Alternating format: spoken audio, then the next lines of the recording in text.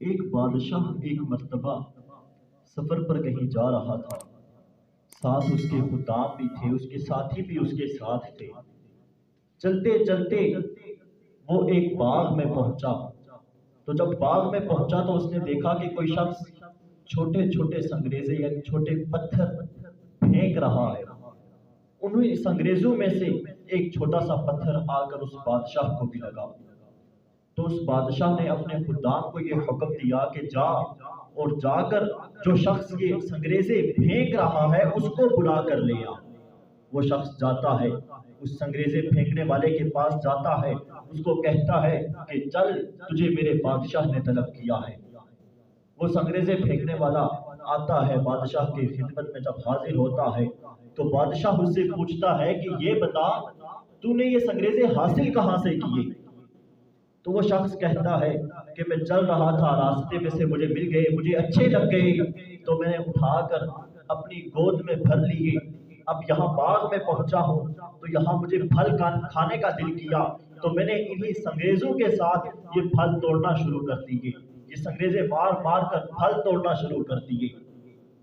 بادشاہ نے اس سے کہا کیا تو ان سنگریزوں کی قیمت جانتا ہے؟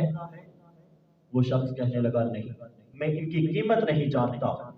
تو بادشاہ نے کہا کہ یہ جو سنگریزے تجھے چھوٹے چھوٹے پتھر نظر آ رہے تھے جن کو تو اب گوا چکا ہے، یہ سنگریزے کوئی عام پتھر نہیں بلکہ یہ سنگریزے انمول ہیرے تھے جن کو تو اپنی جہالت کی وجہ سے، اپنی نادانی کی وجہ سے، لا علمی کی وجہ سے گوا چکا ہے۔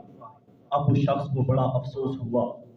وہ شخص کہنے لگا کہ یہ میں نے کیا کر دیا، میں نے انمول ہیرے ضائع کر دیے، لیکن وہ کر کچھ نہیں سکتا تھا، اب صرف اس کو افسوس ہی اس کے پاس رہ گیا۔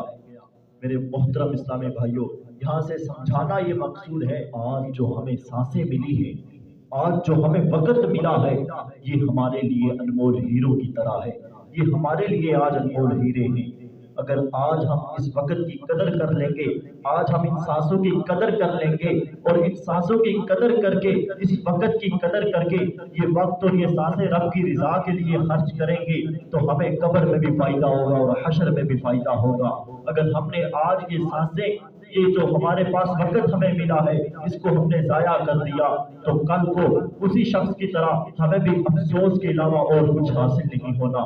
اس لیے آ جاؤ، آج یہ جو رب نے تمہیں یہ سانسیں عطا کی ہے، رب نے تمہیں جو وقت عطا کیا ہے، یہ وقت رب کی رضا کے لیے لگا دو، یہ وقت رب کی رضا کے لیے نمازوں کو دے دو، یہ وقت رب کی رضا کے لیے قرآن کی تلاوت کو دے دو۔ دیکھ لینا پھر قبر میں بھی یہ وقت کام آئے گا، حشر میں بھی یہ سانسیں کام آئیں گی۔